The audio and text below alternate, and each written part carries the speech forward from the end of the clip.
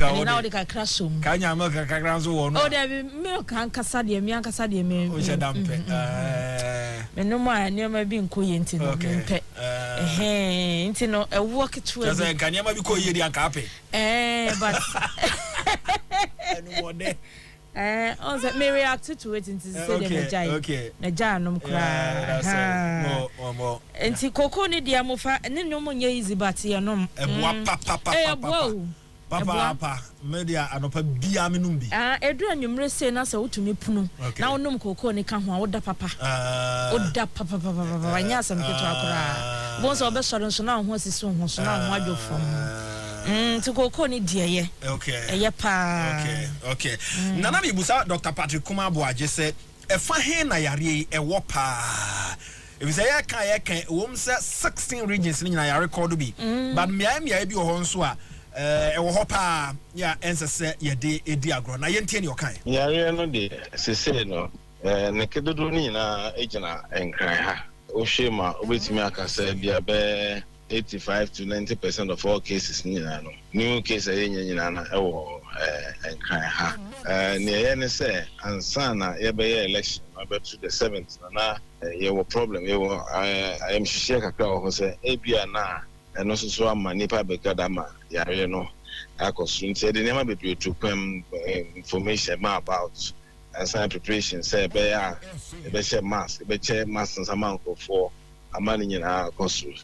Now, unfortunately, we and so after the elections, as at the 18th of data na in one, now you who say numbers akosro. I tell you, I go from China before the election, the rules that she say, and I do any electoral commission to look abwa. They say you were active cases and be about 945. Who can say by November on your 1,400, but it says what ya abba.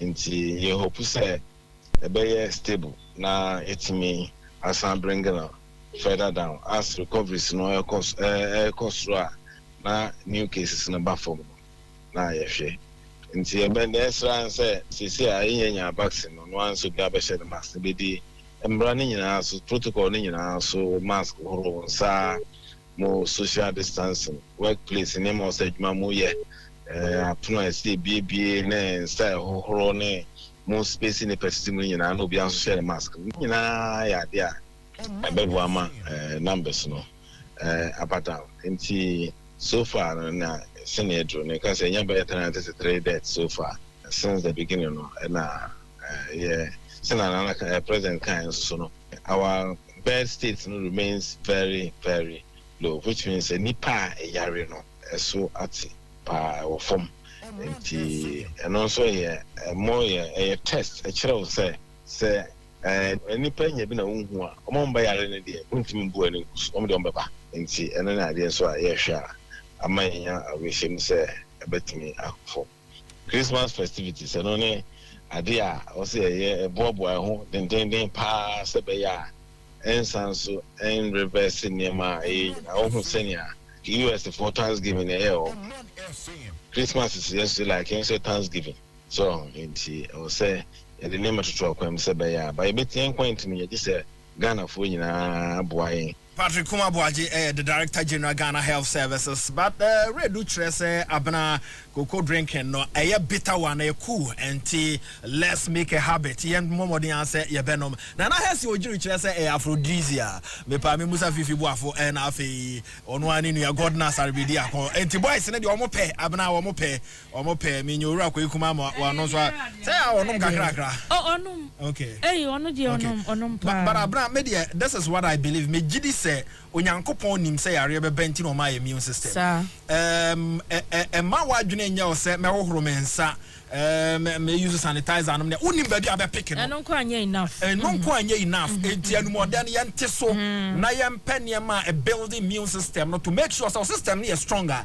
Yare no ba ye pushing rock akra bi pa obehu say na apeke ya. Na ho ato. So na we system no nye aye sugar nko enti omedi nro no ka emfa afi yes one respond to treatment na doctors no omoko no omoba wo mo de wo mo bua wo na emomo na wa moa wo ho wa ni onyankopon asem so amfa amboa ho e ba ne saa enkoyie entisha no so fama me na ye nyina na ye momoden se ye betumi a build up your immune system uko google a niam bebre ho no abetumi asua to make sure so be build up your immune system eboa ma se ba se yare e wo ho a wotumi esia no nti koko ho asem ne de Ghana koko nyonyonyo no was ye nyina no yetumi e de ho to so ehia me papa because was ye nyina no yetena ase na ye nyini di ya nkwa na nyina ansa na yakasa urade yabre na maye nkonkoji ya home dan se ye betena ase ama aboa ketua bia take advantage na ode ya ye de ono ankasa epenti anopa bia no mekoso akai wo se momoden se obehwe wa ho oden ene wo nkwa so yie se be ye nyina ye betumi akọ na yaba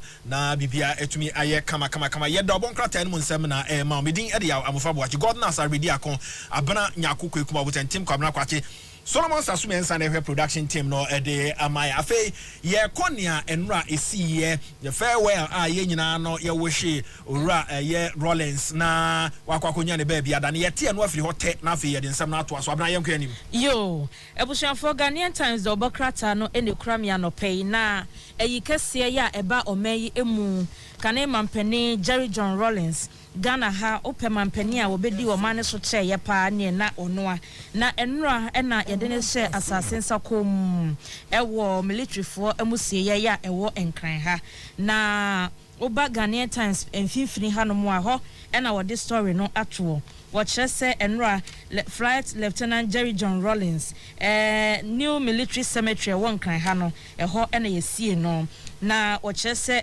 nyame anim ni ayiyo no na akwakoye sun na akoye jajo utumu se ehonom no na obia boto Blaster Square na ewufusum kase no ekoye na Papa J said ye na Ghana for the drone no afre no waye commander in chief Ghana Armed Forces so penti wo mo emma no 21 gun salute na eno no wie ye na sana na daka no ye de kohye asase ase na wo kire se no akire no niam ahodo a military for ne de ye wo mo ho te se Air Force for mo uniform afei wo mo sword no na afei o mo cap any medals o mo de man no sabre ne de na ya werho sempa o mo de ne ma ne ma nkwada no na adani sumpo ya hand over ma o mo no o na werho we say na wo so mo bie museum na o mo de gu ho na enchiri man so so ko hwebie o wan fa e ba ne sa na be boa pa o mo nye museum enti no o se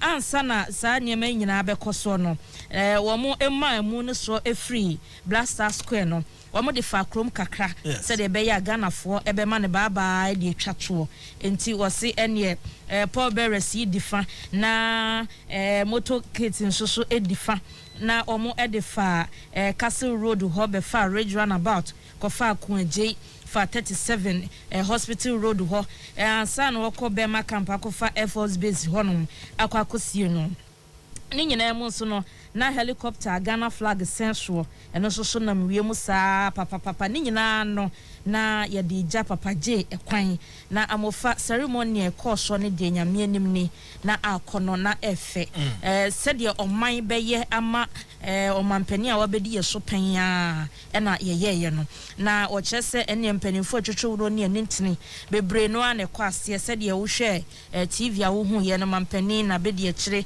kane mpanimfo Speaker of Parliament on efiri amano ne ba ye mo mufri ekowase ene empanifo pi na de ba kwa Ghanaian Times report on se ceremony ne wom se nipa kode ne so COVID-19 protocols ne do ma fa ni agro kra wo mu di so ankasa se de be ya o mu enkonkotete yade ne emfie yie na se na wo se sabre kro no anso no ye de nhwirein ekokoto ne mu no eso enti mampani e de bi koto ho sanso na ne ho kani a waja ne ho says Kunadu Ajman Rawlings and so de dear coy Ghana Forces do mo dear coy and lost it for obia de ne dear coy enti mampani na nado danko Kufuor de ne gina Ghana nyina na mu ekenka yenso yakwanko jansem na mampani kasa no eno se University of Development Studies ye nyina ye nim se kane mampani JJ Rawlings na breast 1992 do ena UDS ebebo ade ewo maimu na UDS no mampani chese abra na kane mampani JJ Rawlings tiase o ka che ne se enkopeso odi UDS no to no sa abra ne de opportunity no so no die saa nneɛma na ya na ne nye ho nanso mampani si owu ye kyire no ne abusuafo atena se adwene ho abusuafo no agye atum enti sese no mo ba be ye ho hyehye nyina na University of Development Studies ya ewo atifido mantemu no ya friend Jerry John Rawlings University of Development Studies na ya dia hyene nwonyam ewo kwanso nkoso kra na mampani na nado danko Kufuor eno a wokasa no o si enipa bebre nim se one kane mampani JJ Rawlings wo montemu no na enwo saa na emre bi atwam no omo ti ado anwoma so na ne nyina no na omo nte omo ho asentia na efi 2012 oba ne de ne amofa wose wone ne be ye fine pa ya otunefo wo nyema hodo bebre ho bibi kire no so na okọ ne nchen bisa no a na wa kire no nyema hodo a wonye nti no wose efi ho ne de ne omo be ye kama pa the keyword na yese na wo mo nte omo ho ase abana we ase aye wo no se wanti obi ase amfiri wo no ne point of view amuntumi nya a common ground na mon settle on enti what to me wo wonsam ya na mpem bebre sa wotumi ti wo mo aka no ase te said ya na his excellency the president Nana Adodankwa Kufuor eye ya wonu mu a wo niam ebehwe obehu no se na wakoho wo mo se wo na ayemfom so ama wo niam ahyede enso na wate wo mo ase se eye part of enipa ya nipa betumi ayemfom so enti yemfa kwanfoforo so yentu wo mofo yenhya ase se ye be motivate wo maka kro mo se awie no nya no ani ebi na si wo ne omampani dada wanya ne be bi ko Rawlings intem no so wo hwe ya Rawlings na o kame no ba bia enkame enti na wo se ba ko timiti ne yonko ase na ewi ase no papa no aka se mampani ma no feel it say a king or man no feel it say a president enti na fe nkabo mu na hya ase eba no sa bana obedi ne ho mfa so obebre fi se why mampani pen watu aba aguda why mampani pen onim nipa kum ho enkomodie ene niam bebre enti mampani Kufuor hya ase se o tena se no o hya ase so onya no mfa so ma Ghana fo nyina nya bi wo se to de ade amekọ no ho na watumi for God na sarabedi akwa aba from mejoso boko de oh nyame adom boko ahwade wo na enura me hu ade bi wo hospital bi betim pa boko lebu na me hu no okọ ho ona bona areho se obi patient ese COVID-19 na ache no na ambulance akwafa na ba ambulance akwafa na ba no modne to stretcher so na oxygen si no so nesi so ambulance nti omudi esi fom na ne kuta wo mo na yes spray the body no adentia amofa na maybe on fence as so want me contain him one yes okay yes yeah me buso ka komo chese se ba kono o tena fi man at na che ache it had no ase etimi no ba ne sa adoro nipadua ni nyina na mofa na yes spray ni pain onwu yan so yes spray na me ra ho say eh yes one na so che say ye just principle say one be hwe no akunu na oxygen sense no so of I say it was a terrible spectacle nipa de ade na odi agro yes omubi ya no mode yi be sesen ho no mo say virtually like a danger zone yes timo bi emfa ho of na are ho many pemfa ni agro many pemfa ni agro na wo kan hwe to bi obi ka se oh eye yewe na me kwara me kofa aye eye party we na me ko ye no okay hwan de ma wo ho onim hwan etima ka se me ko aye we na de ma me ye assumption sa ha me ko na me nyan obi abetima nyanti the most critical one apart from sa na ma me sa ye horo ye sa ne adade ne say ibebusi image papa godi ehia papa mo fa se wan boost dia onim ba bi aba pikin o onim ba bi kwa ba pikin me adwuma me ya no apart from ehoro me nsa ne ade da bi ehwa na me hwe na ye horo ye nse kwa wo fa wo kwa horo nsa no wo bie pipe no na horo nsa wi awo ye de wo ye de na atum ne so nsa na ade ko so ne ba bebre nya bi dabi pipe na no obi ajare de ne ba bebre fatis nsa nsom mo sala mo ade atum bebre 99% nsa fatis ni ntum nti wo da ka 1% no ho na kwa wo jabi kwa ase ko nyan what you say eta wo fa ye bete ni nyina but possibility so bete nya bi ni ye high papa and to boost immune system no ade no nipa anya bie no ene wo mo recover no does so far Yankopon adum you 400 gram. That be a new 400. In the perfume, it will be a wood a hardly, but the putting 400, but more than 50,000. And then you be. And on what or more on records the crown on Swatias. I don't know. Ubustu immune system na ya ntimi emfa wo nko ebe yaw ne pepe brain pedifo bi ko po anya bia obukro po na just afo omo ho andokro wo mo just that o test positive it ye besre me enfa ni agro sa me enfa ni agro ye sa de mani nyina no enuane obetime dia ma apomu dina basoro no yenye raw food wo ho Koko yi a wo ke ye kan ho asem na hes wo titi bo keka wo da sa for this na wo na wa enya hwe wo enya hwe da yes enu mpo na odi be boost ni mo system wo de ye asa for this kwara be na kwa wo de ye na no hes wo titi na hwe ye ma ye yesra wo pa no obi a ye boost ni system hwe be obi ani hwe etabu pa what did ye e wo said itimi nya wo mo munim enuane mu ahoode sem no omo san chechire mu omo chechire mu an ya no ohene ba me fro ohene ba nyambo ifiada ne be di nkomo okay nyambo good enu so be kan bi obedi ncho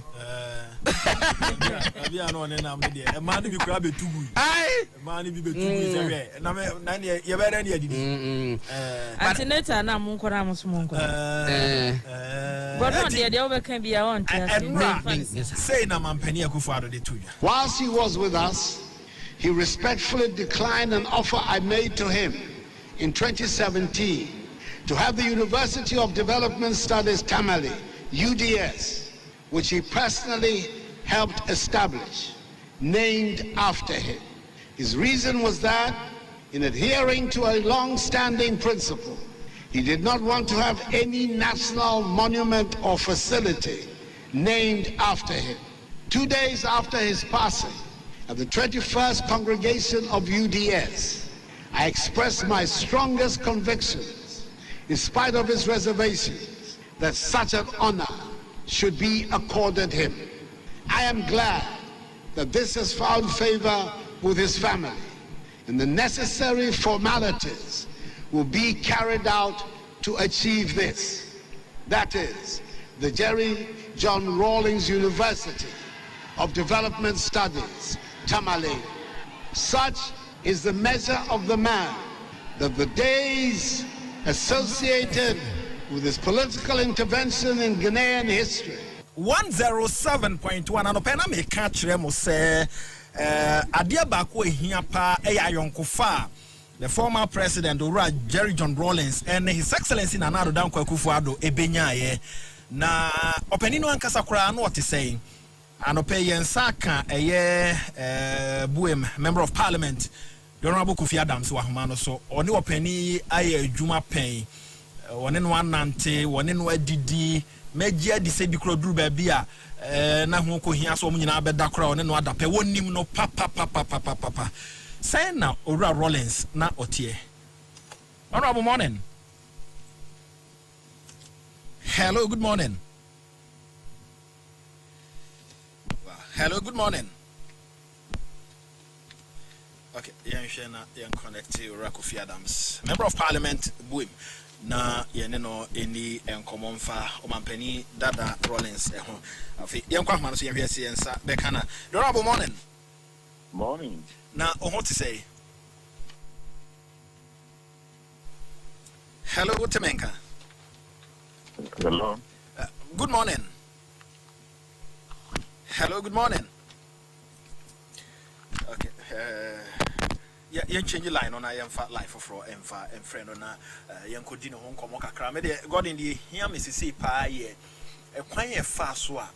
I feel on him and Penny Kufuor don't tempt. Ayon kofa eba homa mampania small kan say eto de adeana me kon ho eko je futu ya hwe si yansa betumi aka Ora Kofi Adams. Honorable morning. Morning. Na oho to say oh nyame dia che okay ya dance anope say waje enso na ye ba bedi nkomo minim said da ote say o mampani dada Rawlings wa free mo no dedi kan wo yembe show na ede na na sabre ne course wo adwene You mean me shame, but immediately no now me go into the state of denial. Say no cre. And say as a way of comforting myself because how can say Rawlings view it's unthinkable. And unthinkable for me because now the Tuesday we have spoken. And yet the week now the previous week because now you were meeting on a Friday that week and I'm a friend I catch and say campaign activity being to me Emma that weekend no but rather no remember after Sunday church program now my baby Monday and Tuesday so Mante ne yare Mante so later when I asked my colleagues so they kept everything under wrap. Even the process if to Omoko Hospital crowd was well arranged to keep under wrap. And Tina Ama Kufuor Antino. So when the news came on Thursday, it was shocking, but immediately made me find say until say even when I go to Accra, not still maybe two saying Kufuor I still say no, maybe wada keke. But until in Rano now it was concluded say say papa no we have been separated. Or no the juma no ewo asasi so abewie okwakotra ne angelic assignment ewo bibi foforo ye nyina ye bompa ye say ye nso ye da no duru a yankopon onje esa na yenko kanu. Now every ben na wone no enya yonkofa and who was he? Many President Rawlings at the time ana oye mampini but na mambe no many na nyejuma during that time but you see elections of 2000 through a reorganization exercise obey particularly interested in central region na sa time no sumi party penny was central region so many no kitahudie no na koso much more often na at the same time no so na me tried here so at the Southern College and the ebedru maybe no he expressed desire saying ka member na yenye juma but I indicated to him say my baba deputy national youth organizer na me sanchira here so at the Southern College combining with Nidiano Bayedi. But then one time he had issues with Victor Smith and he needed to get him out. And it became very necessary. So, Sisi Adie, mean to me, to resume full responsibility in the office. So I resigned as a tutor at Southern College and moved fully. Maybe senior special aid and spokesperson. Till 2015, Onoaso Sanpia said he feels that I should continue going high and to be a national organizer. Now, maybe a national organizer mean to me and Koso and Mayor spokesperson because we will be the spokesperson as much as possible. No, 90% of the activity you need to be around so that say bibi bang now say we can want some as national organizer no this was say menanti ekoye me program edema party no.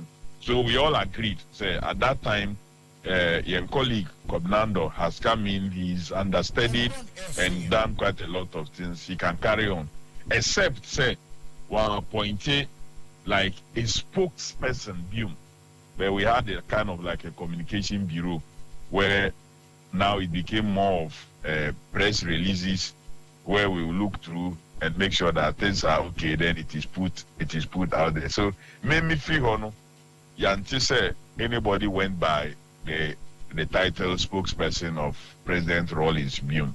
But we continue. Now Juma all right. Bibi Wahua say me but just that because of me Juma Ebeka me coming to me and call Bibia or say so we stayed in touch all through till maybe Kwako contested for Buim, initially now I'm Penosa, he thought I should stay around for either national organizer and general secretary of the party. That was on any view. The main trust, but I explained to him, and he bought into the idea and said, "Okay, I should go ahead." I went ahead, hoping saying, "Kame we ni ababeye ejuma or parliament ma we any constituency." But unfortunately, my first statement on the floor of the house, I tribute to him. So, Oyobia, minia odoni papa. Won name na, won ben na, and I will bet all kinds of stories. I will bet you say President Rawlings here, Kakai. And that is why he explained, say, even the current president, now, Ononinya Kasakasa and the rest, he developed some respect for him. After getting to know the true person, say, he had love for his country, and that, say, or criticizing her, and now, or kana sema, and you say, on pen. But now, or pebibipa, and the man, or my Ghana, and Tina, or Kania, now, or Ka. So, that is President Rawlings for him. His love for nature and environment, it translates to the love for mankind. That is the summary of the America who Rawlings was, and that gave him courage. Of course, he had a lot of courage, and he was daring. Adia and Kufuor bebre besru se o mubeyeno. Ono beka se nyankopon dia hye mitimu se adia o se ya. Ono anya ene ho na obeye. Nyankopon pese wo na wo beye. Eno nti na wo na wo dia hye wutim. Na se ye no kwese nyankopon na wo dia hye wutim so a nyankopon na nkasa be ma wunipa omo be boa o ama saadie no abai. So President Rawlings was very courageous and daring, but at the same time, very humble. Oka nukrenu. That's why very humble. Look, Omo Nase, they always feel so happy because he cares about them. He cares about them, and he rather to the point that Kufuor I'm so oh now to me with Papaya also to say no. That is not President Rawlings. Who be sir when you are no more for maybe Omota cover programs. Or now Mubanifi cover programs. You come 1, 2 and he gets to know you. You yourself, you will be there, you'll be surprised that one day now I send message. And I do I drew as seasonal periods or best no card. If you are we lucky, hamper come. If you are better, will be so. How are you? Oh, come over for lunch. Come over for this. And a crab in Binman or from no call lunch. Yeah, that's the way President Rawlings he was a person so down to earth. Now, some Kufuor baby, so enimsa or more opportunity. And sometimes people didn't say things about him, the good about him, for sometimes fear. If you were nipa no so me koka Kufuor beju say or maybe make no bet now that he is gone and no more no amanipa bebre e ba bontin e beka niana omunim fa no ho nia wa yama ho and so on and so forth, and that is him.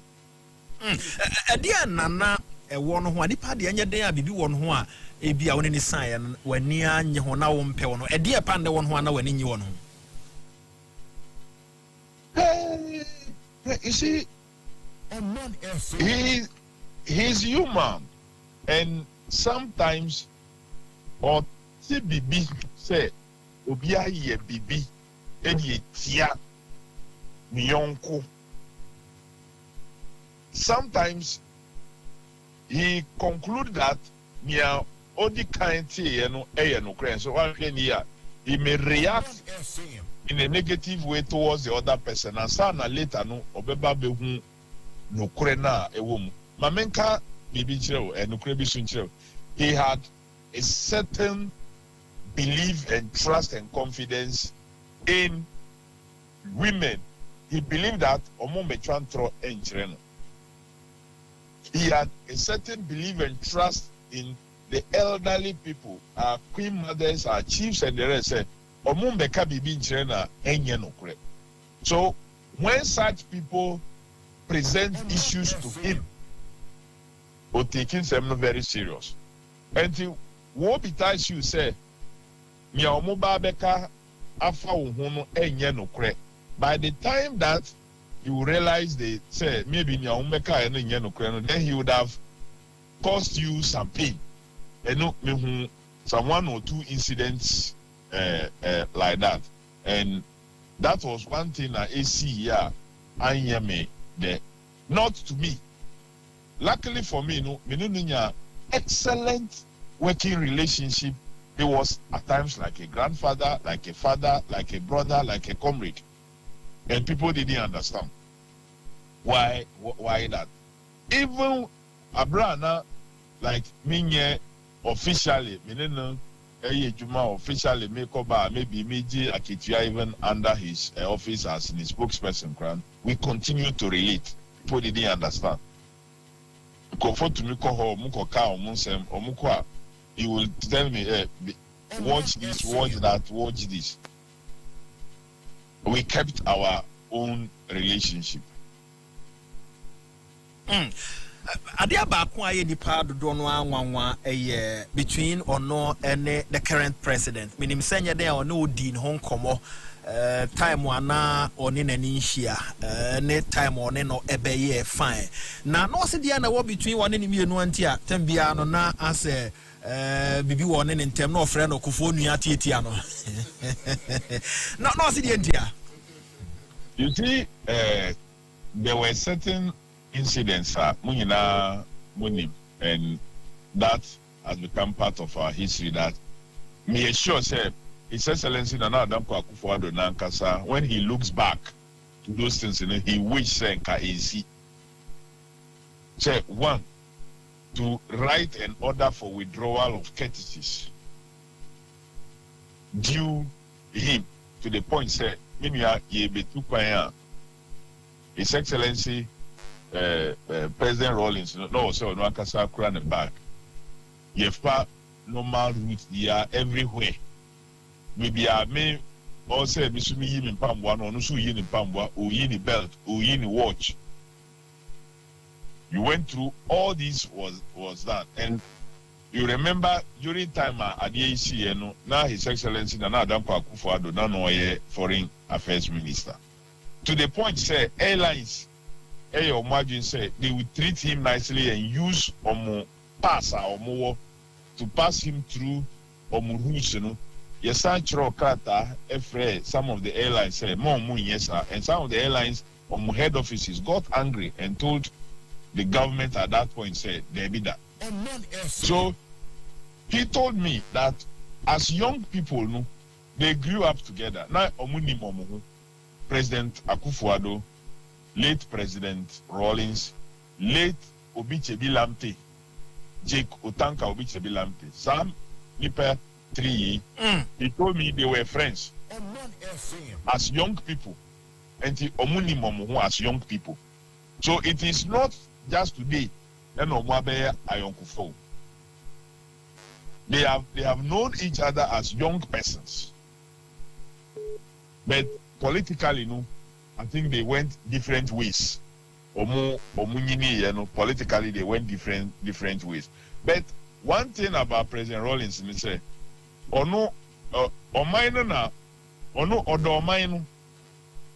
he loves his country.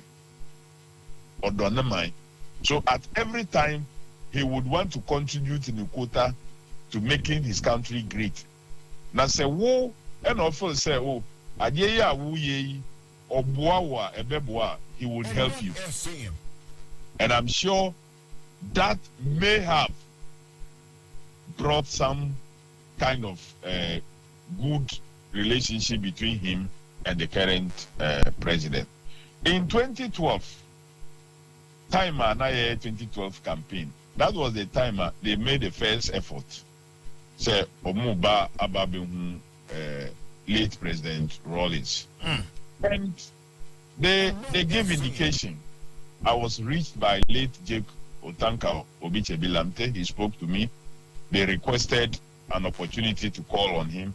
I engaged President Rawlings, and we all analyzed it and thought that, okay, or a former head of state, President Kufuor is seeking to become a head of state, even though he wished his party would win. He is also seeking to get to that office. And it's all per se, Oba Behuna. There's nothing wrong with that. So let's give them a date. I communicated back to them. And Omu Ebai. And at that place, the current president confessed. That was when he made his first statement. Said, when we say President Rawlings here, truly a great Democrat for this country. What he has shown that he truly believes in democracy. And I believe from there, it has been on and on. He is observing and timer on with Odin Kunima, Oye Nadin said, Obabeye, the office of special prosecutor, and the personality are all appointed to that place. No? I think President Rawlings thought that the personality was good and it could help fight corruption. But says here, Onu, we work nipa yede na akɔhyɛ hɔ osɔ resign na nsɛm a ɔka yɛ no na ɛnhyɛ dan yɛ too good no ɛna menim how he would have felt if he was still alive. But I believe that then he thought that it was a good move. Ɛbɛboa sɛ yɛko etia proyɛ ɛne katahyehyɛ. Whether that was achieved or not, I think yɛn nyinaa yɛ judges in our own courts that we can analyze. Okay, Senka Ora Rawlings Otiasianka Ora Martinamidu said the one woman in Jumani Ajuji Senka resignation Ebebasu. I think I want a resignation or Bibi say ADABC on the 12th of November. The NIC was his Nipano Noya and the backbone. And he NAC on the 12th of November, yen boss, yen old man, any former president, Nyankopon etun safren. So it tells you possibly say, if he was still alive, maybe he would have encouraged him to fight on. Just maybe. And says adani guesswork. But Sewiti Martin Lankasani statement, Onunkwana Obabon Timbeka say, oh, maybe say Papa no ankoa ka maybe Misumin resign maybe on one of it Macabet say what kind of statement now on the Babontina it meant that the demise of President Rawlings in a way affected him.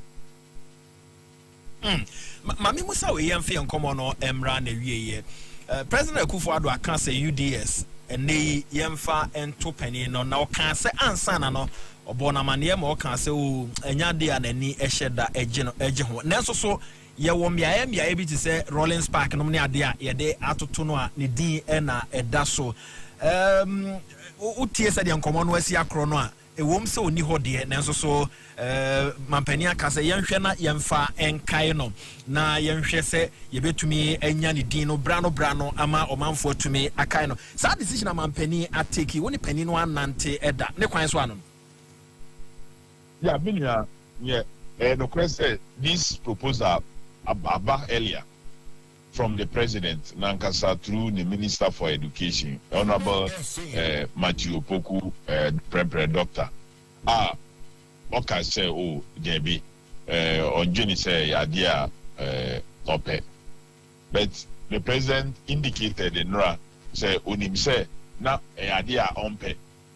But says ya only or no as president, no, and or the nepe or the year. We have the Nyama Bibre atutu Mpenifoa or more Etias, they didn't really love such things. Now, so Muniho, the atohon, a way of making sure, say, and yet, and maybe what's 20 years, 50 years later, no.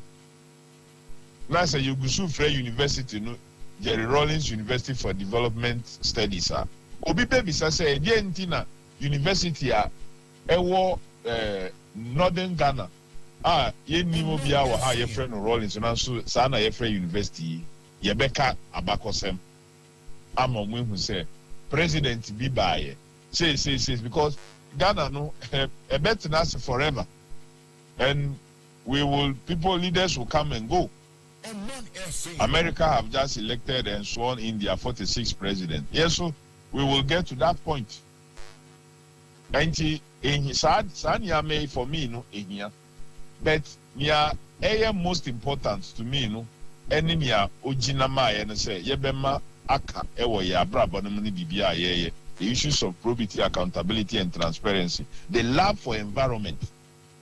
The president will direct the Minister for Environment, Lands, and Natural Resources, and now however the combination is, look, yen launch a child tree.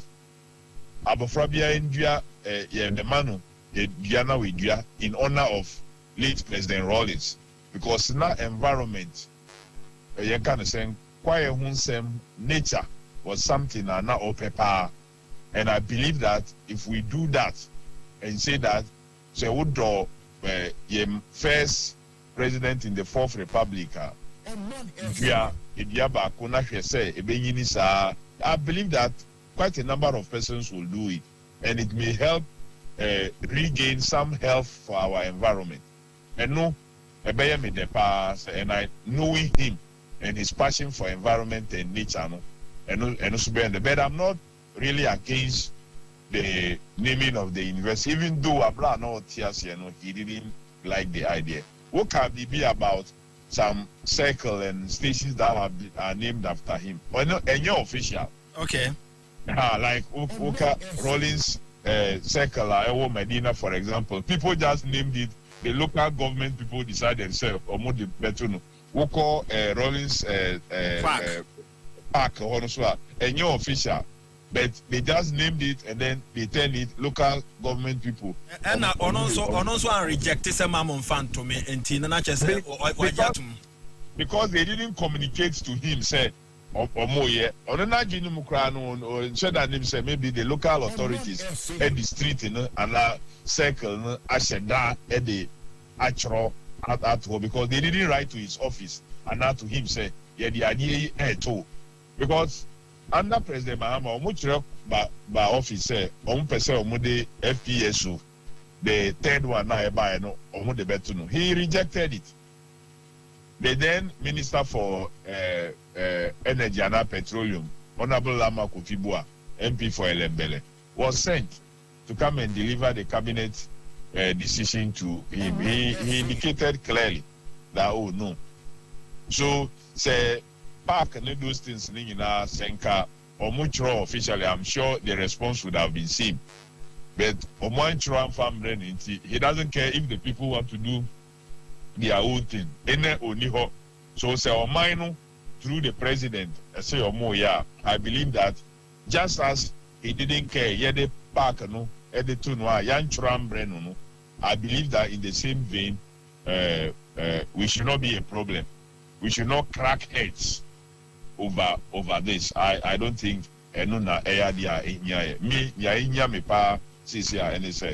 he was a fighter for clean environment. Environment. Kofi Madwa say na answer na be chrono the dead speaks to the living ewo kwan bebre so na ye answer be na we abasem papa are you surprised sansem no ACC nipa bi abasom papa no both I am not surprised say Kufuor ni omoye because even whilst he was alive many persons said things about him of him also so in his dead state Kasano, you should expect some more things to even come out. Books have been written by people who work with him. Many of the pages contain a lot of issues that so I'm not surprised, but at the same time so I am surprised. So let's take it like that. Govi, mame eno ase anopay. Every time you be sending komo. Me da se so. Aseda e odi abuem. Member of Parliament Kofi Adams ena yeneno edi enkomono or former aide edema ura Rawlings eni wanyani baby ekrono shenanson fa mame na Franklin ewo Netherlands. Good morning. I want to say me that say with your text message, but message goes to Gordon Asaribidiakon. Gordon is not happy with this call. Let Gordon ask Kofi Adams when will he meet him in court? Say Papa Jane Nanado Kwaubu.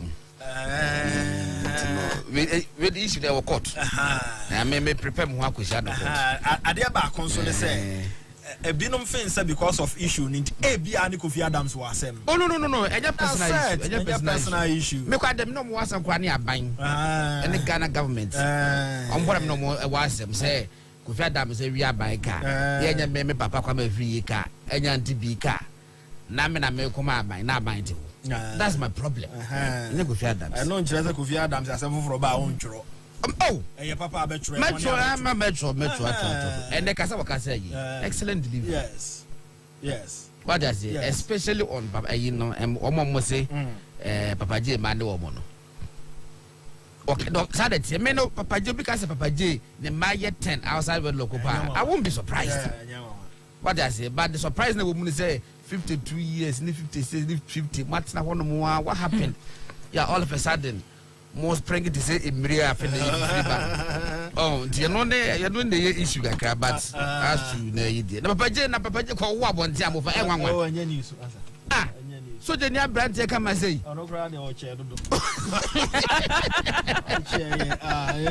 news.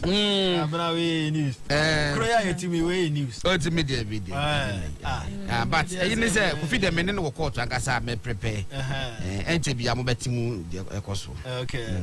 Anyway, saying His Excellency the President, Anado Danko Kufuor, and Rausha, Bema in soon. I did, but kakra. Or the Niobetumi aka afa mampani no hono tudwa emu ba kon any UDS ensem no. Whilst he was with us, he respectfully declined an offer I made to him in 2017 to have the University of Development Studies Tamale, UDS, which he personally helped establish, named after him. His reason was that in adhering to a long-standing principle, he did not want to have any national monument or facility named after him. 2 days after his passing, at the 21st congregation of UDS, I expressed my strongest convictions, in spite of his reservations, that such an honor should be accorded him. When we had the chance, we made an outcast of our own, allowing our rivals to recognize the true worth and offer him such a sensitive national anti-corruption role. What does that make of us? In spite of all these, Anita, what does that make of us? Anita, mi vrouw die Lucy. Anita, see me, your papa. Papa Susuke. In spite of all these, but she's getting too fair. God, who do you see? Or can't say Anita send me and papa no. Then he went back to Adeno original. And was some bass as a Musubi. And Rawlings nature and back on no. Or call back to Assembly original so. And was I and was I Basubu? Enjoy your beer. Or bet to me, I call a name Abanachi. A brave beer offense situation no ayakama. And Yaman was to many man penny Kufuor. A reconcile we are seeing na emuaye de ama yenyina so enya so mfaso mampani se to de na me kon hoko jefutu me 2 years ago the story before teshi desalination project no say that this for time ma muska mu di ye pa wo mu me your story bet 3 times. Third one me hor man obi frame me was if I me come papa JB free you 1.5 copies per edition. The one man will be frame me say oh papa J office and no frame na papa dey say my story not 3 times na edi ba ko bu consistently meeting. That is Papa G. Yes, and no, he was talking from the background. Now Papa G to one make us. Okay. No, see, I mean because our interest was our project. Okay. And now I was shocked. Me say, well, since I know what they just that man said that in the okay. personal encounter be one day be night. Baby, a present year near Koholmona or so my Betty. Papa no so a bear man. Just see me, Papa. Papa Suzuki. In spite of all these, but she's getting too fair. Enjoy Sanya Manusasa, Samano, and yet. Oh, see, I am Bao, it's Maminka. And see that you not mention her, let us send me your papa.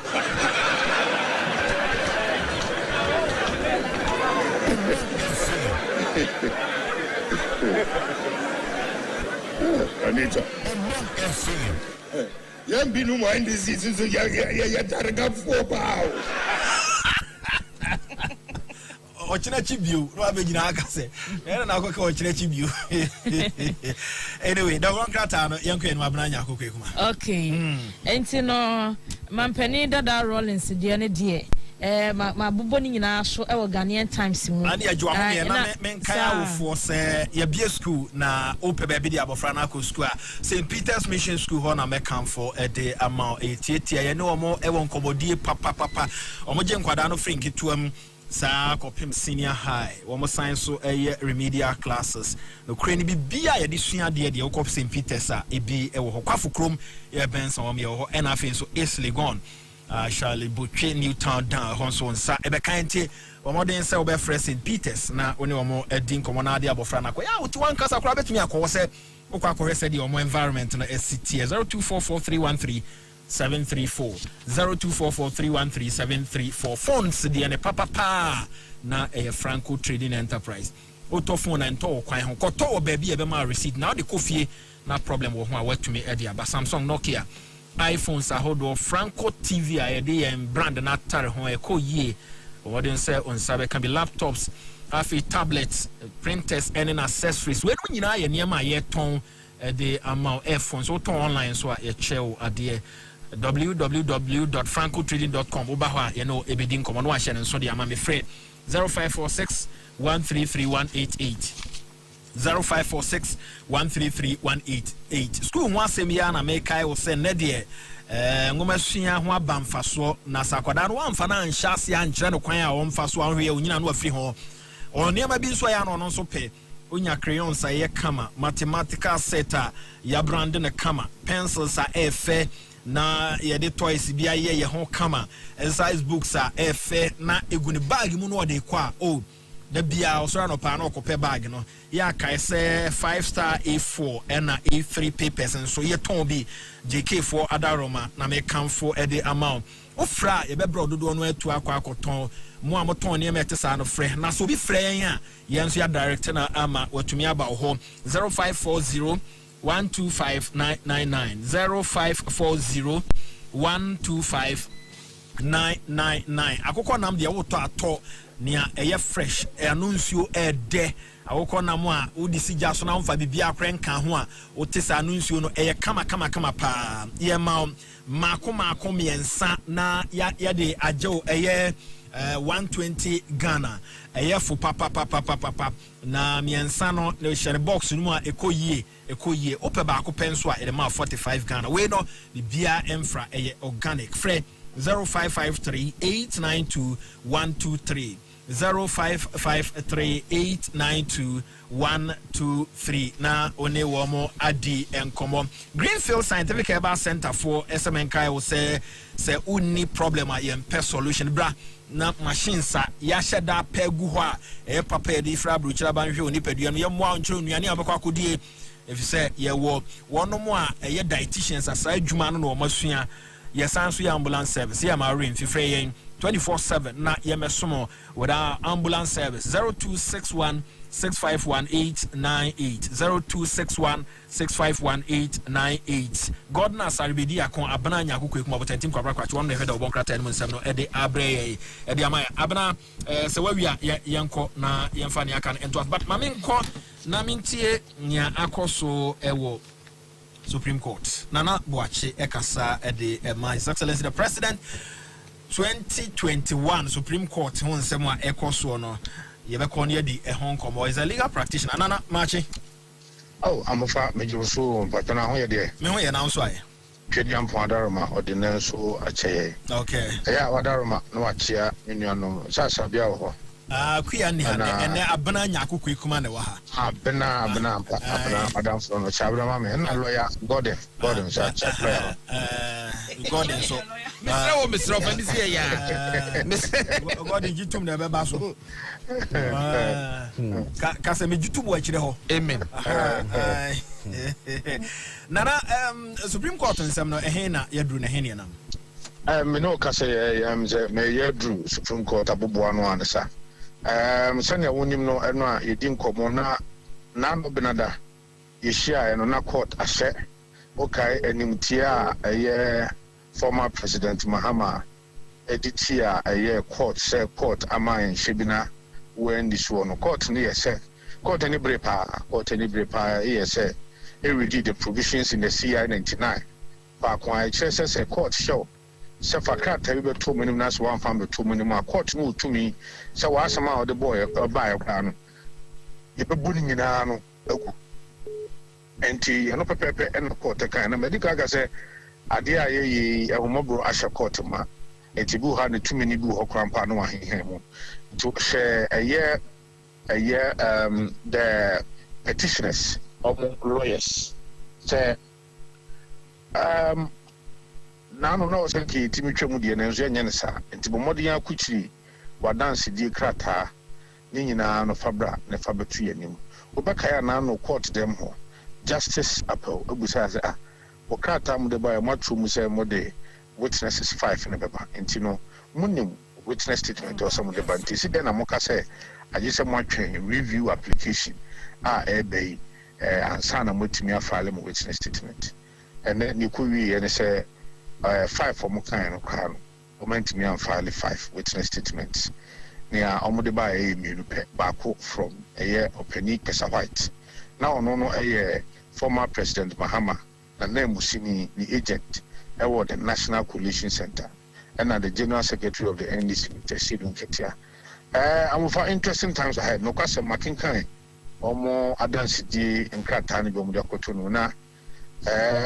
Sir, and come should be a massage or say NDC, and young one was one here. I better than no one and a tall bone or the better. A park in the same one, number time on boy. O share or Penny Pesa White, and send me be a orca. Say, or no, a war National Coalition Center. Who say resource abano sunsanso if constituency ebano ene nia ebeto national no sunsanso wom ne ngomon ko form ho constituency wonu complain e to ko ka say Madam Jimeta o ka say no eno ne ya adwen say okay ene okọ former President Mahama Hokko na mane nti won twen no nam kwan so a wokọ no ena ote say ye bobo ma no say amofa asemi etwitwa so eti wo no oye na na musini na decision be taken because the law of agency say oye obi agent then the panel principal former President Mahama na principal usi na name enti dwumadi bia wo bedi bia na te so no pepepe no ye pepepe na o se o ko ne ho enu nti electoral commission twen wansa na wa na dwuma emra no so kire say whether you are present with your agent now we are present and now only present and we are wahope I was say is no cost na dwuma so we now wa dance dey bi na wo bi a kire say ade ekọ na nkoso a no ye wa wasem na asiedu katian so asem wo kan say Obapa Jean Mensa na busuani ene first lady ehwe mu a abana de aso mu chinchin Ghana fonsa and the man and another Kufuor. It doesn't make sense but any nya ba beto koteni nti ene Oma file omo witness statement no and Oma sa file a omo response to so ye preliminary legal objection a ye raise ewo ye answer the mono enti ene nyame ya adoma no nkoma pemu pepe no ye betena se ewo court na ene nso me sure say action esabisi ho na amofa medical ka say NDC for nsem no esu nyinem and ye nso yaka ewo ye answer no say incompetent vexatious frivolous na meet even the threshold or say it invoke article 64 nti amofa yegusu awo twe mu ya lawyer for ahoboa omo ye na omo na tumedi umuti abribia no nyame nkosoa enso abibia me ba fidie so na ya mafofo ho a se mema Ghana fo nyina so hu se ampa illegal team no omode of Akutampa lawyer Frank Davis lawyer Dapa Ado Obapa Shela Menkapremo Koku Esifi ya Opon Victoria Beth Bright Ochiri Ejukum and Dr. Ernest Owusu Dapa ene omo ya krado obekaya nano yakase ene Thursday krado etwam enti amofa wadama mosomfopa se ni besi wo court bia na metwa homfoni e dia premo nana ye no ase anopa ebri pem ye besa ba asida eye odia nana boachi ka won mekasa edema His Excellency the President no ehon o malaria obetumrika akwa router product no ebi obi a wanum bibia be ka tro se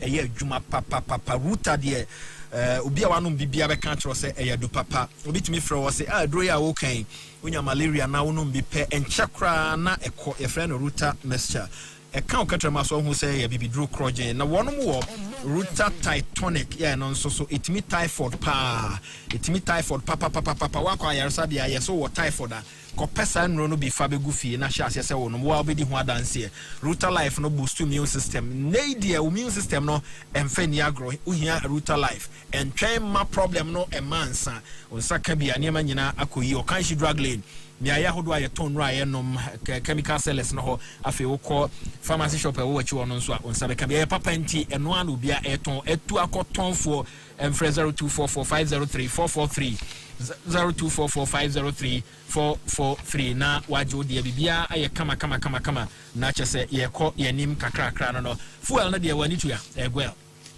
Eyan kasa ya dia gwel no onsaka bi na egu ka mu a okosa papa aje se wani mu a na okro no bibia de na kwan mu gwel ya hye no nso se good energy eyan kasa nso so ya dia okay yanko ya ni na emfa do bon krata no ento aso over the new crusade guide and the Omanfm dada John Dramani Mahama ho petition de koma Supreme Court no ababeto ha se no na eno na boachi eka ho ase bi se enra no obotimi akwakofale omo witness statement no na amofa omo ka se omo de petition ni koya anga so omo ka so mo wo adase di form akoma ko enum omo fa so be ka se no na pa me ka so mo ntimi ya me enu pe na omo de akọ me enu pe o me enu se ma omo ka so ba ko se do nketi ase wono de ohwehwemu a message mensa de busuani ene Mrs. Rebecca Kufuor and to bit me mama no ya no anu no do bit tro ya no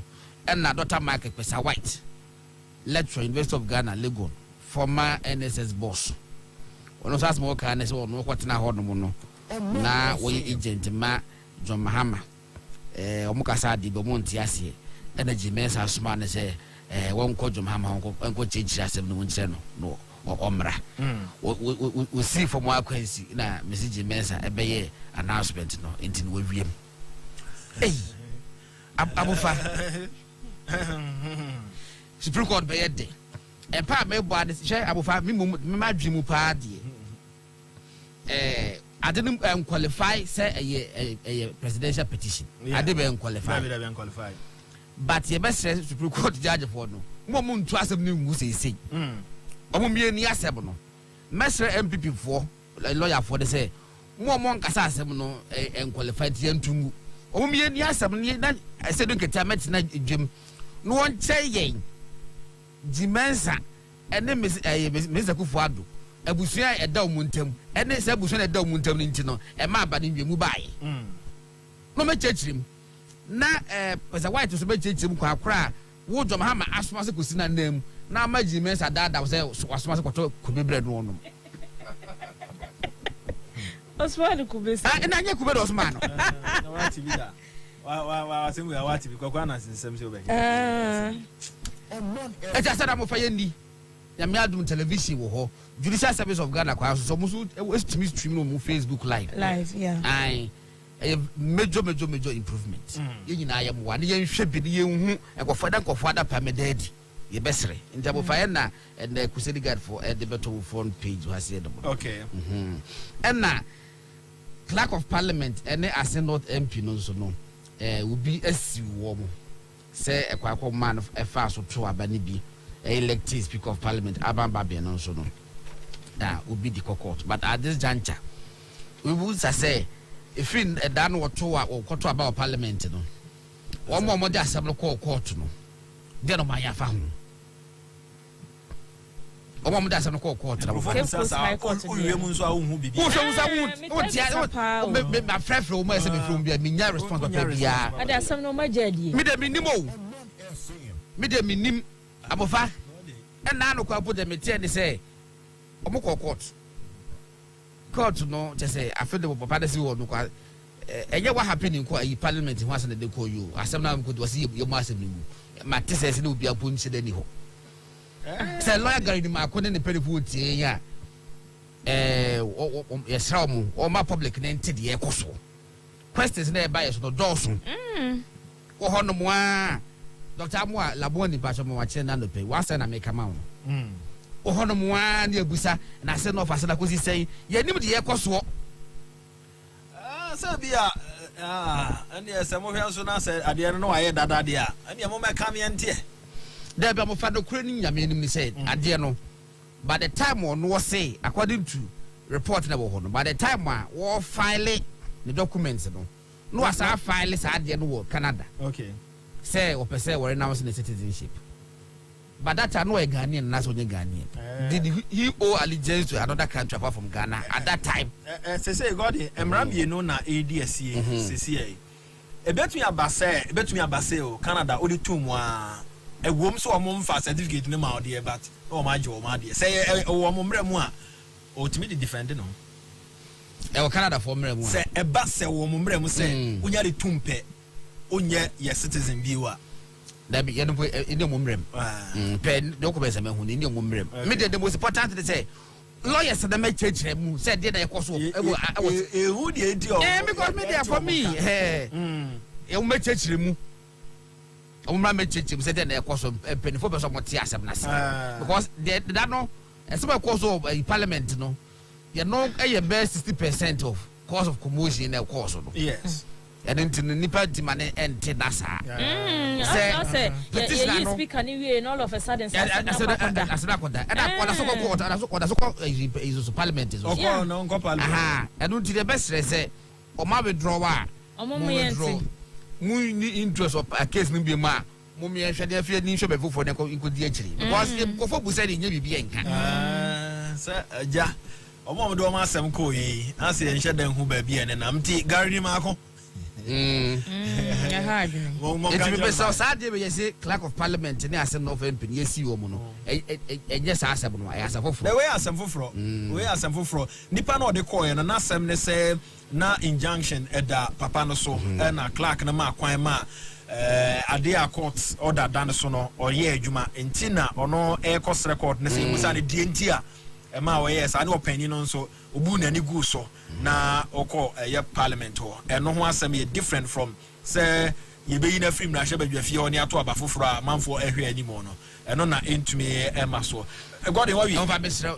Ekofo be can say call them but your friend yes a friend yeah response let me put it out there will be a first in your response be free no your friend will be in your response into no be message na be brave ba no call the muslim ni muslim someone say say na mo response yes yin na yenka we are in this together yes into no me because you be some one some che if it die you speaker say you speaker ye nye ne ko bo so me Into a woman can be being chair. Of a good news, be on my main can with your permission. Ghana Health Service. Ghana Health Service. All COVID-19 testing laboratories. Ghana was say free COVID-19 testing for all walk-in requests such as ill health, contact tracing, and exposure.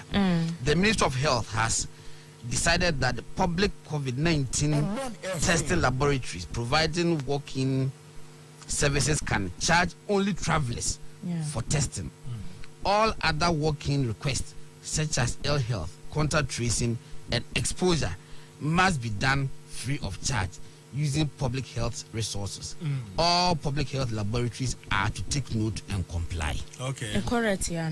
Correct, but I think I be at would do two kind dear. And then travelers need to do what they are. And about your quiet said you're free. Maybe I know what symptoms need be. So check if I say I'm pa. And not a gig it here. I say, hey, mustn't grow for me claims. Oh, so they get claims. So who hard on the list in Abbas? We don't have a. And Bo, none of Freddy claims, you know. The problem the bay. But I'm faster, yeah. 14 at 300 and at 350, and I say this, you know.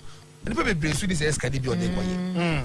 And the better say, a punami fintiasa, but once I don't know, and you know, no, that was uncle for. Yeah, good news. Yes. Okay. But what we? And I'm Chronicle to us. Now, Chronicle for the day, and pay, and some more can say, on say, I'm offer and law.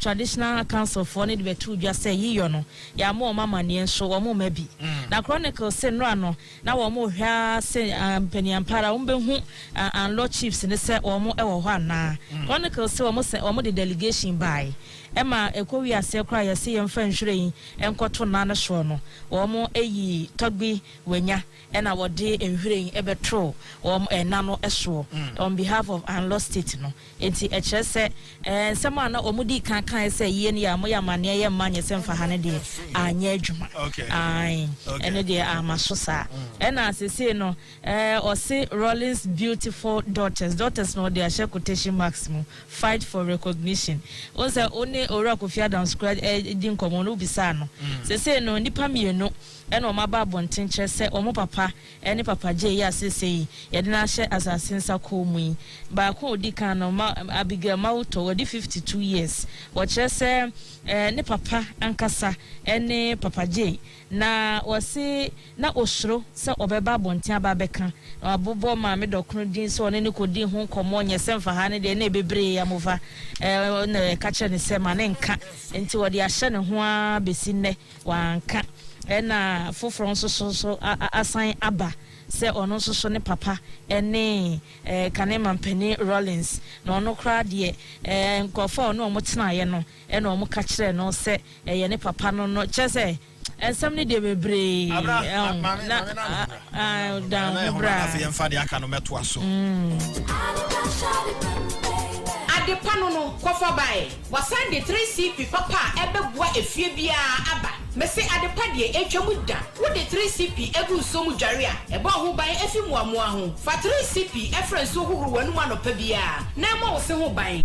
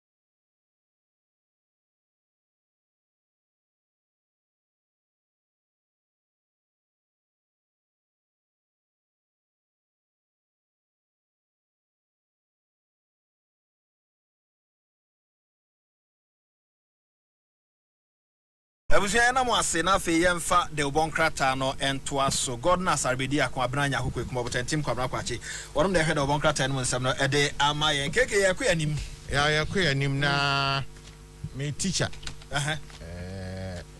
my friend Mr. Ajimai na me elementary school middle form 2 ana ode mas bi guso ana ofre me ye de metimi frɛ me nua baako mas on na ma ben pa frɛ no Enoch on si ye de obetimi Omanfm yeah shene ni ma ya na se ti say o se tua ne de obetua na ne katwom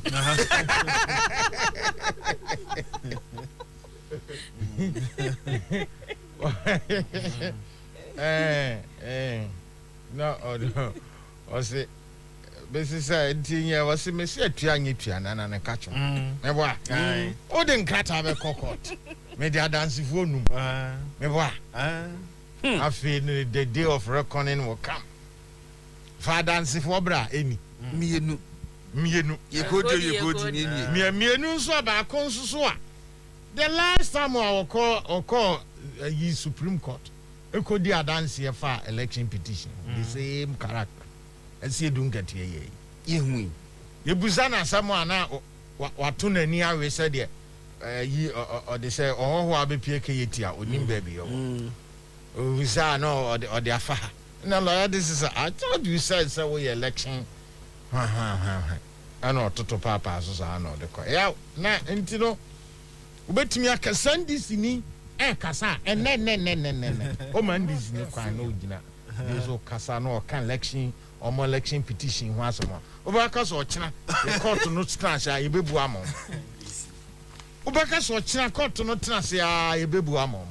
Mathematics no cry insist no omo to make calculate emma sound do good in the ears of average NDC listener afi drew baby a year na wona because the first say also dey dance phone num beba no and no cry kire how weighty WhatsApp no or your evidence no sasamo amebe kan enipa num na di madanse adanse ni bia nso ne oba be di atia o ya o da se sasamba ye busa se hwan po ne o dance ni o kan be we na o ni na o kan num dia it makes your case credible and ma wa dia na o de ba no ma ne ye wait ya what so afa be duru ho no na o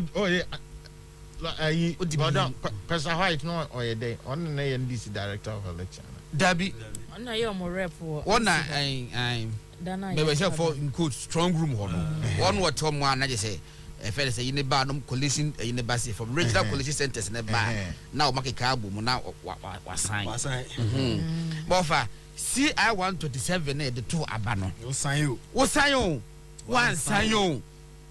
Easy official to my ajatu one tia says court eti now to make penmuti so tika che say what's one tia say na jimesa says use what the could be e we chi to kotoku no po no bre no god you need to negotiate mo say one sign you so o ka so ram ha ma be ka che man pani Kufuor do say o we ahwe no one sign court yes so sign o one sign you o be kai pink sheet won say me na we an sign no no dey abem so sign one sign you be jatu number 5 2012 petition no.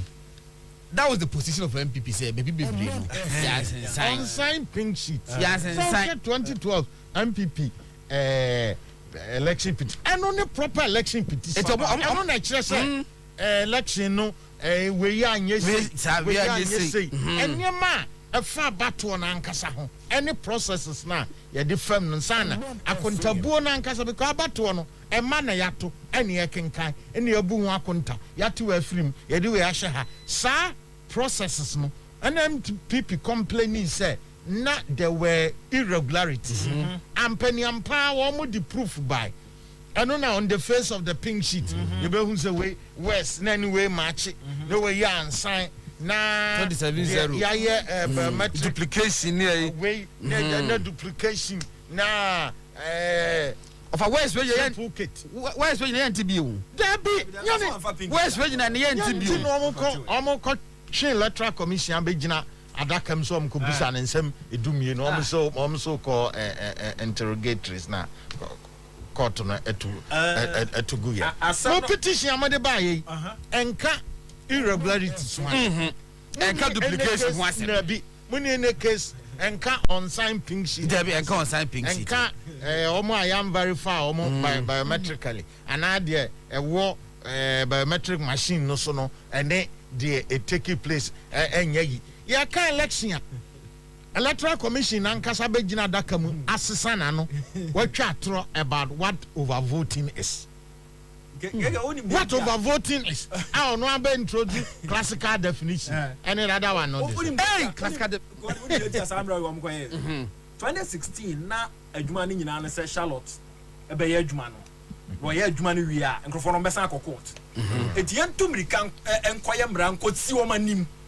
Na so wo be duru court wo no ma within 42 days na di asem na wi. Na say one say yo ye fa ni nyina hyehem. E no me ko mra hye ba dwafie. E de twan BBO. E na 2016 anva. Say na de di wo man kasa nim. We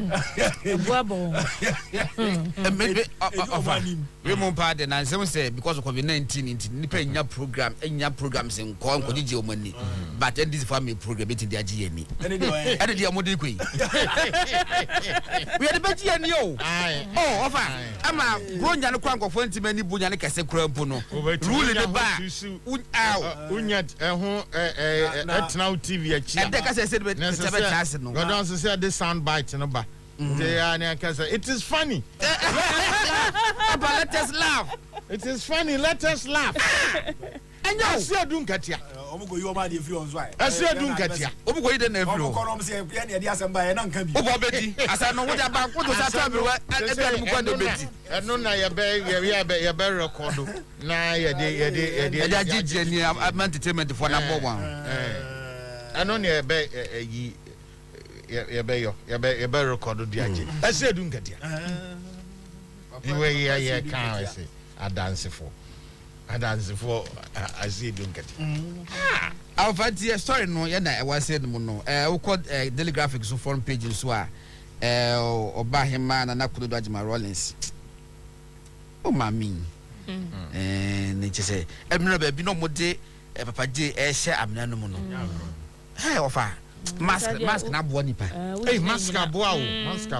Enye se kabu se so ama me ni su no. Ma pa, nya sem ko. Oh, enra na me hwa. E ho na no ti ho no bi de na e ha adwen. Yeah. Na sem go ofi. Na hwe wan hwe abe collapse you.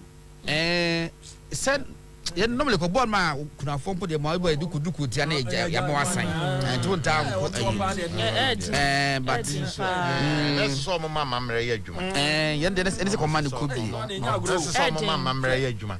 Na mrewa no a wo fi so let's so mutimi and then after all no culture mo no sanity yes kuna for kwesi yes but James to well a year you na ko no dos super you know na of abese brother mbo be da be hwe e yi kakra na me say na nado mampanyi ofa sɛdeɛ wɔsi yɛ no ho sɛ me producer ɛsɛ be na busu ani paa sɛ bɛdi nua panyi ana ne nua ketwa na awu da kyɛ sɛ no oh you statesman no fa I mean it was beyond my imagination no you statesman anya petio organizers no so yade ɛyɛ deɛ yɛ papa JB na ɛnra the no yɛ MPS na fɛ ne sɛ bi ko su commission ani kojo do asare ai monhwɛ and then before year aban year yinti edipa ko ban sheda anko yi na se before edis in the year ya ko memma ko fa ko guo yi na se ko guo yi na COVID-19 time moment ko for some the aka mo en bibia mo the bear politics na amofa ba so ya wo na wo tab wo sand bite no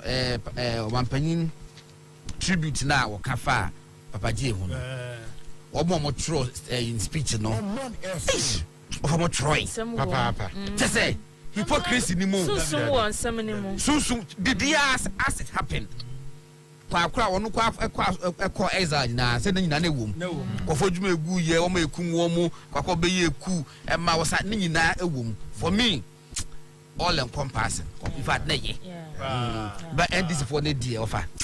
Speech no yes akrabi na etwom ko gifin ne sese yiden ko kan bi who do ya ya pa se de disi ni se who do ya ya etie keda like who do na papa na ntesa for years keda like say ko kan say end of today cry na mu ayedi ama no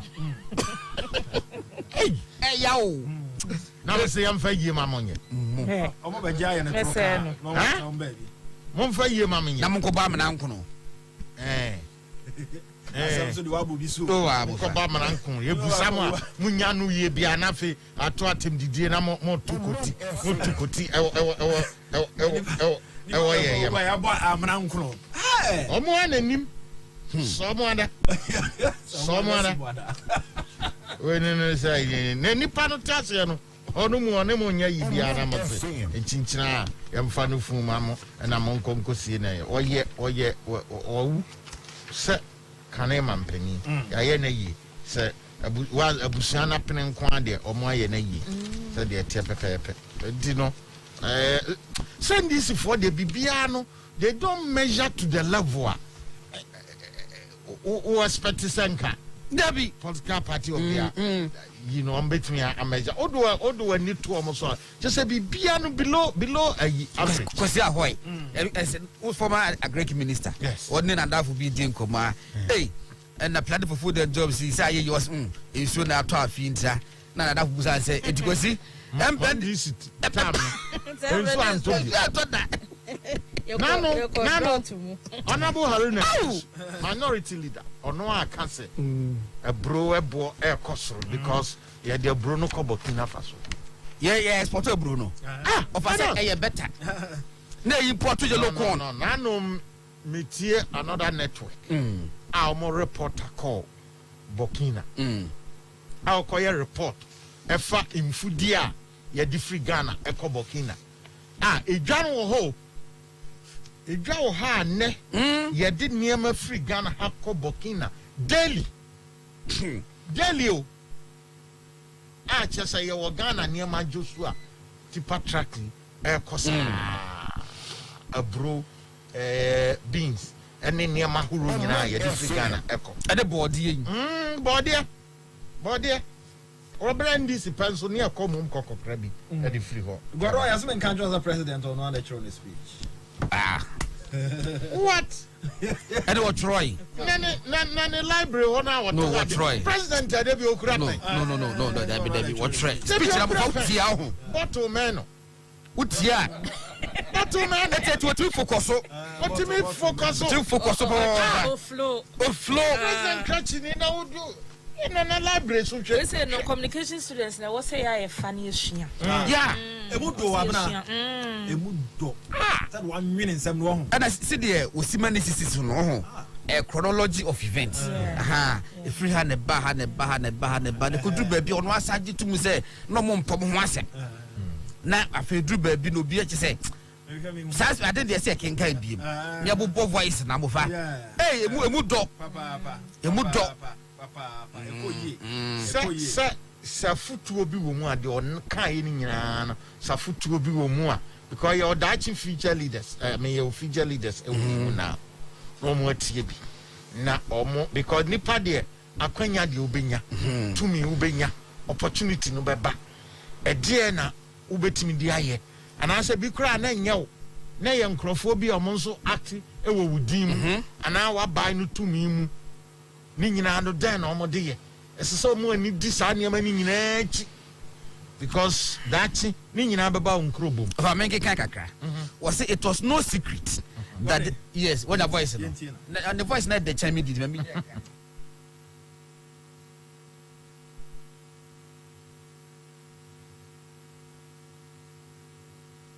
wow mo fan chem them say baby na me nenam no okay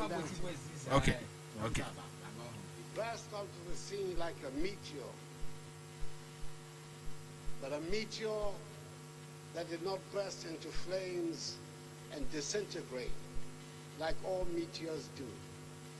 On the contrary, it remained potent until the very end of its life, leaving strong footprints in the sands of time.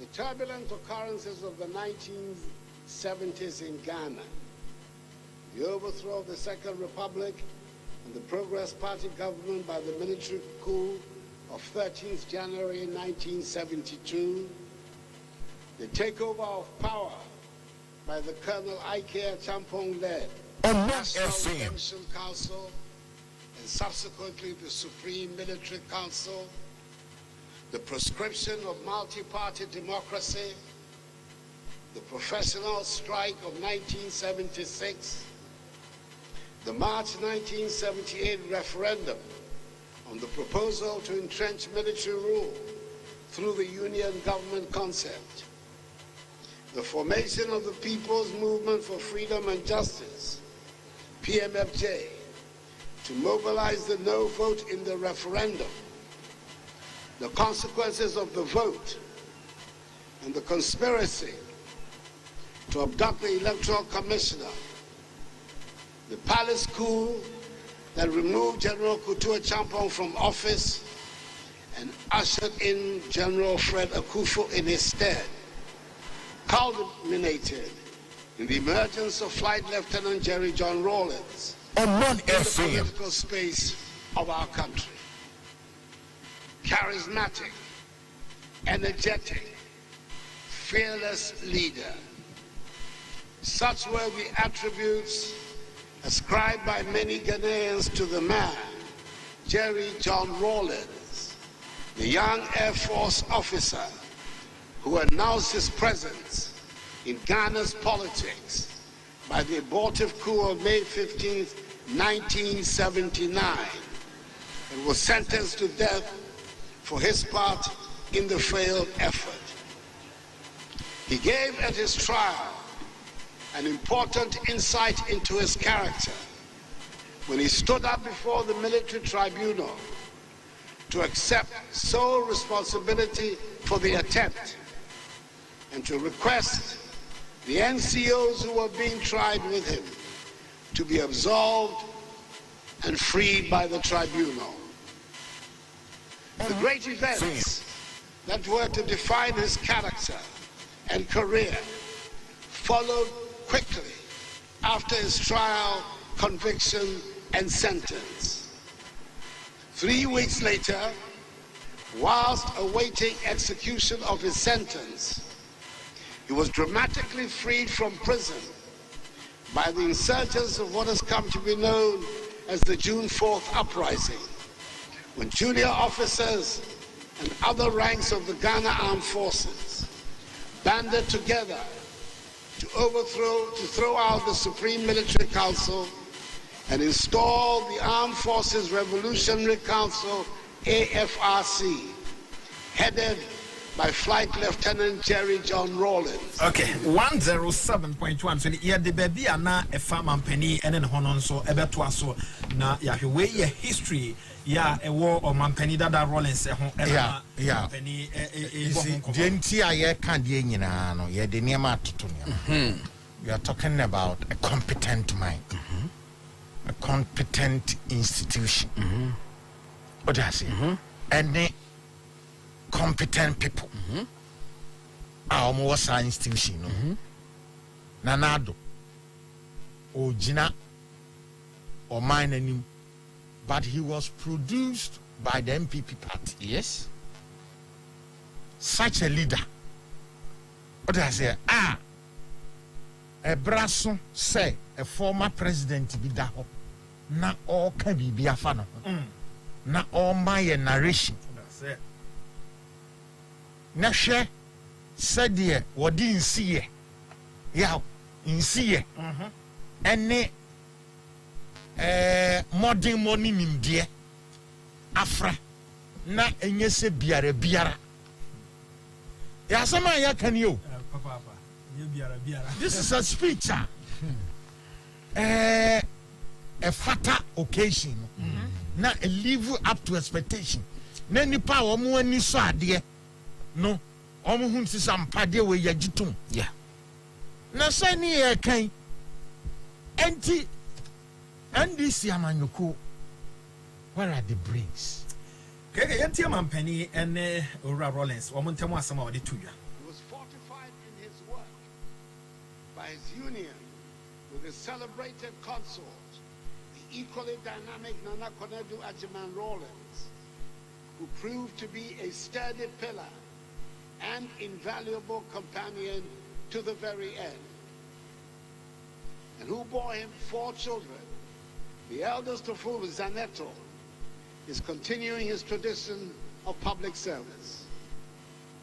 It was no secret that the relation that existed between the two of us, right from the heady days of 1979 through to my brief period in exile, his assumption of office as the first president of the Fourth Republic, the historic Kumiprako demonstrations, my period as Attorney General and Minister for Foreign Affairs in the Kufuor administration, to be my elected the 2008 NPP presidential candidate, was one of open animosity.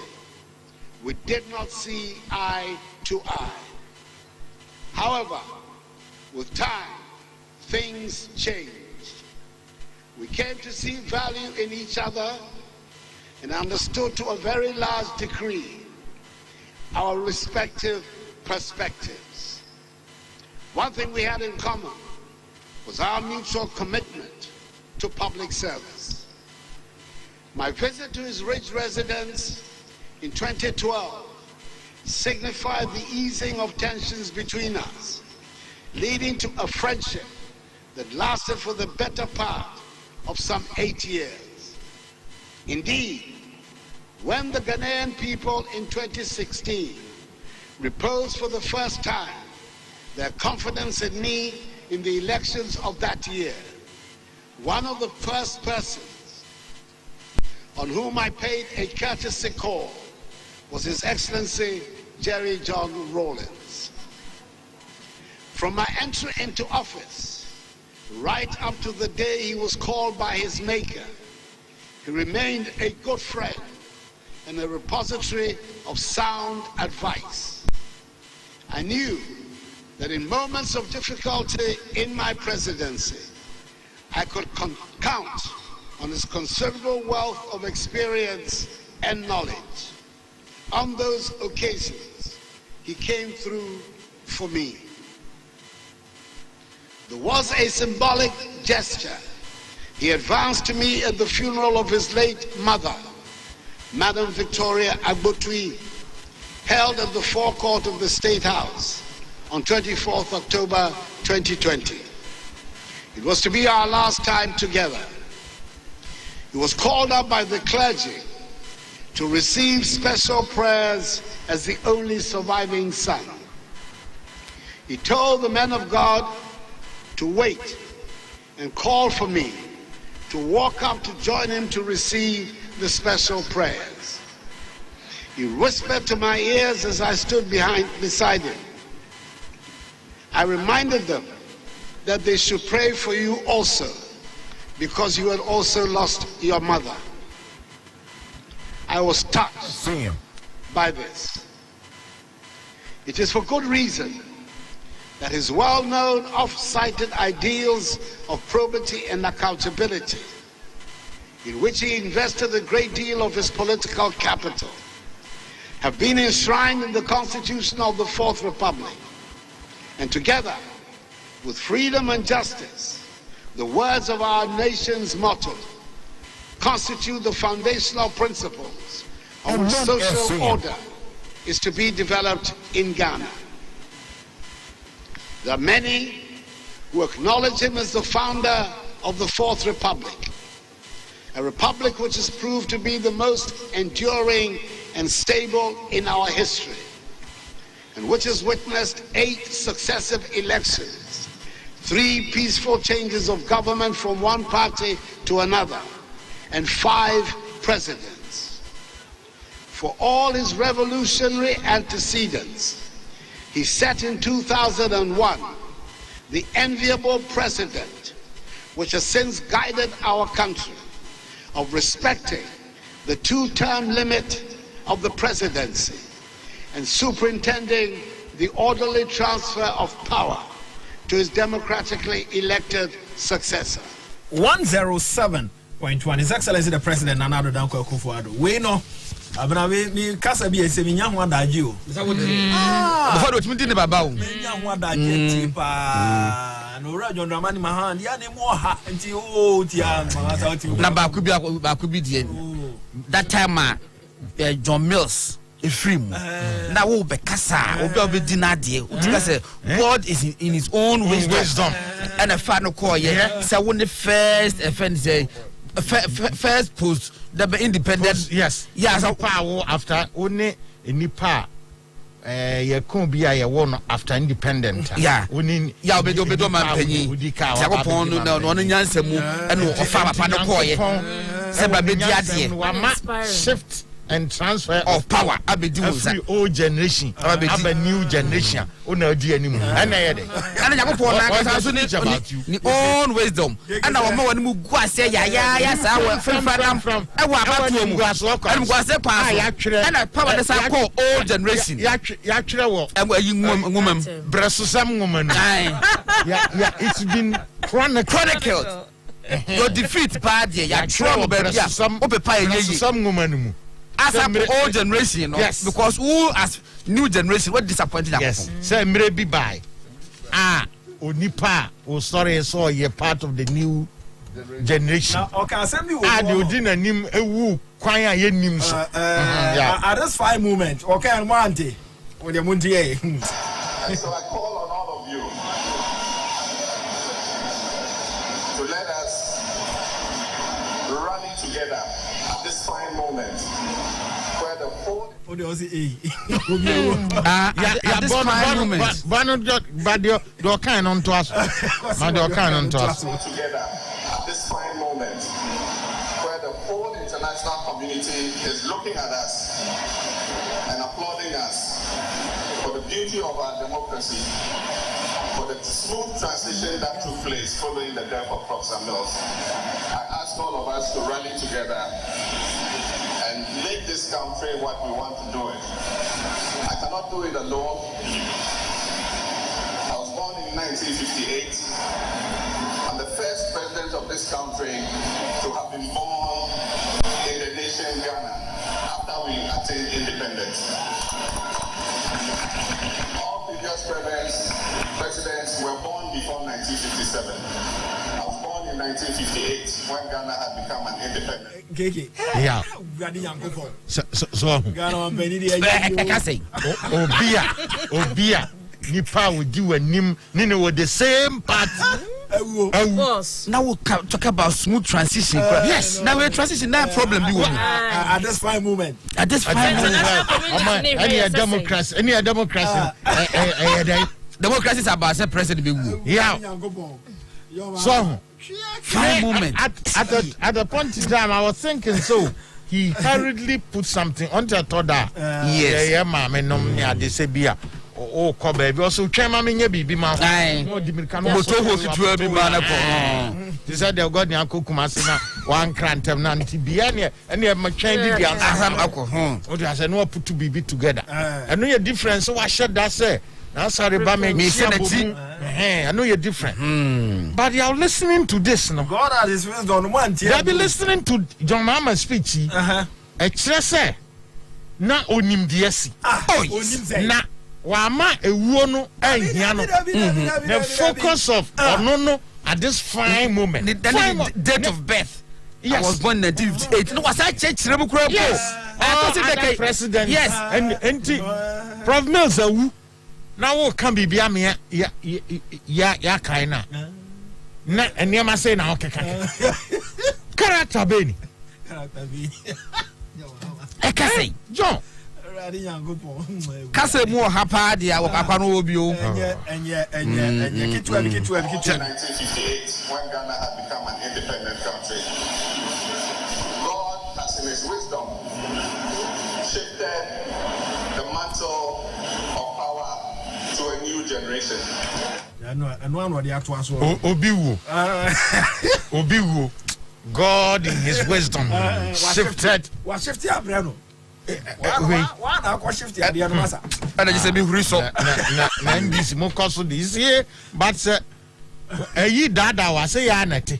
2016 was a heavyweight, and 2020 have a more hope. Just almost a more Pietos are trying you. And someone said the whole of your mama generation, a bear waste, and a year or they say. Say obijina hono all match on konani of I just have for pam and was here war Ga East Hospital where you know you need to know. Oh yes, I said to me both items no should be table five say no bobo. Yeah. So what be quickly bobo so na yanko. Okay, and want to know Ga East Hospital said you started no Tuesday no boiling point no. We are treating COVID-19. And now some of us will boss more issue no. Omu hia em waka cry and your person your support omu.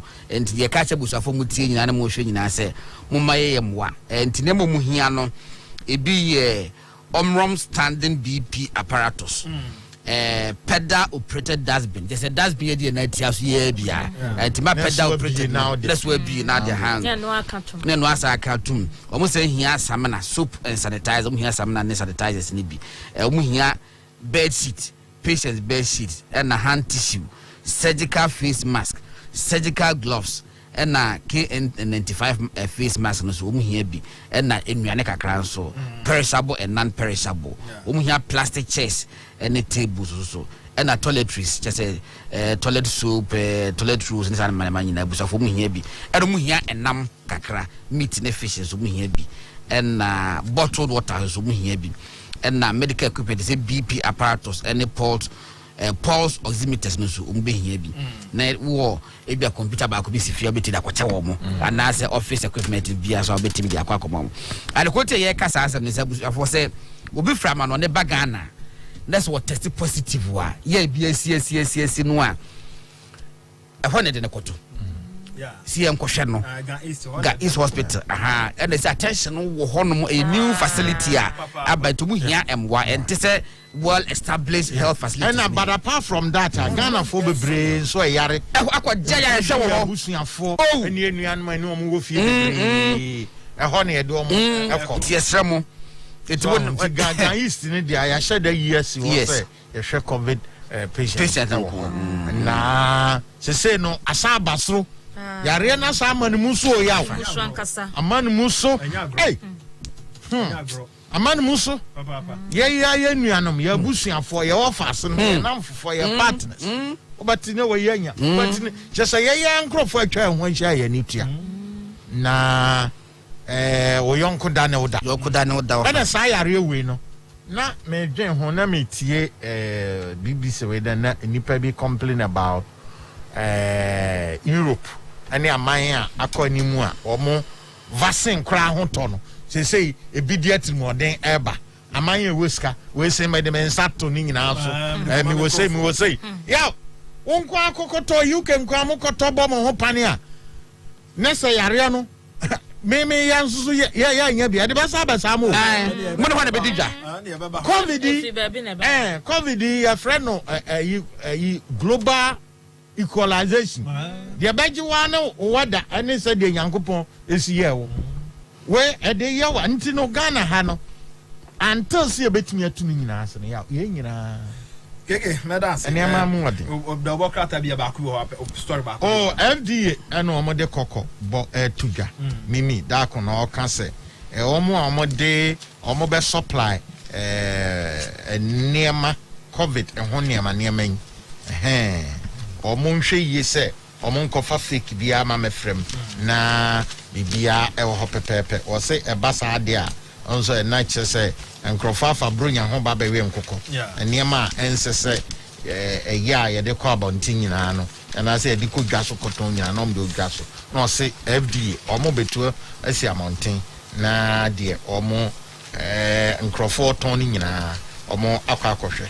na evangelist gospel Dana Samoa na am say ne boafu sisira mafo ei yekom what the microphone was yekom na ya onye nso ayeso asa ye video ababa kasa no wa trapeto it is what I said, Dana. I know what it's to say. And then I just said, and Yaman, so Yaman, I do buy a good taught, sir.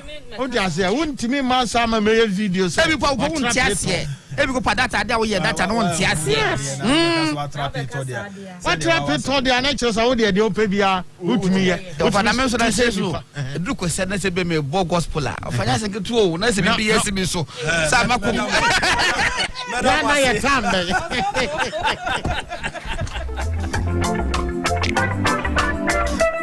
Anyway, maritime import news in the day to us. So, what is it? Say, Obogos one as a BBS. So, everyone go you over rampons or they are doing the Becotia. I believe you have a massa or for him, the other friend.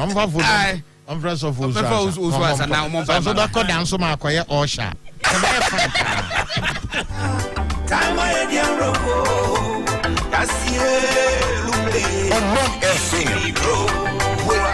Wake up to a fresh morning. National Journal. One morning show.